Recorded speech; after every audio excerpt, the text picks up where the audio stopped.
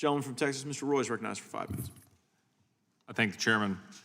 What we're not talking about and what the President of the United States tomorrow night in the House chamber will not talk about is Laken Riley or Kayla Hamilton or Aiden Clark or Elizabeth Medina, a Texan I would note, or Jeremy Pau Caceres, forgive if that's not the correct pronunciation, who was a 2-year-old who was killed right here in Montgomery County, Maryland, just outside of the District of Columbia.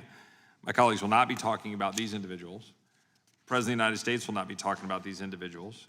We have the former press secretary of the White House under President Biden, who's on MSNBC with a bunch of, I'll just call them left-leaning journalists, mocking and laughing at the Commonwealth of Virginia for their concern about the impacts of illegal aliens on their communities.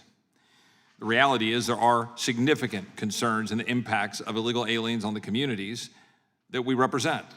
That's the truth. My Democratic colleagues don't want to talk about that. They want to hide behind a Senate bill that had no chance, zero, of passage, was purposely constructed to give cover for those who know full well, because the American people are very clearly seeing it with their eyes, that this administration is purposely failing to secure the border of the United States, with Democrats like Mark Elias, who is out there doing what? Challenging laws in Arizona to make it not possible for those who are here illegally to vote. Now, why would he do that? Why do you suppose he would do that? I don't know. Got some thoughts on that. I think it's pretty self-evident. The fact is, what we have here is a bill in the Senate that would not have addressed the parole issue, would not have addressed catch and release, and in fact would have codified catch and release, not actually dealt with the issues that are problematic under the Flores settlement, which was what we used to talk about when we talked about catch and release. Now catch and release is just basically another way of saying mass releases. We would have exempted UACs under the Senate bill. The fact is they would have alternatives to detention under the catch and release program, which would have been codified, which basically means you're just codifying releases. We all know that. We all knew that when my colleague says, oh, well, you were against the bill before it got released. Because I don't know, we can actually capable of talking to our colleagues on the other side of the building, know what was gonna be in the bill, and then oppose what we knew what was coming out. Just like I could oppose the appropriations bills before the final product is done, because I don't know, I've been in this godforsaken town long enough to know that I'm gonna get a bill that, as the bill we're voting on this week, busts the caps, spends more money, increases interest, increases spending, doesn't actually make any of the policy changes we promised. That's the town.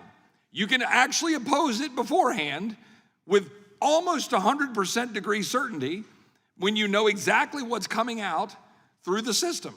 And the system in this bill, which was very clear from all the signals being sent by the usual suspects, including the Chamber of Commerce Republicans, my colleagues on the other side of the aisle are alluding to, who were praising the bill, the same Republicans who have been complicit for several decades in allowing a border situation to get to the situation where we have thousands of Texans who are getting impacted by what's actually happening.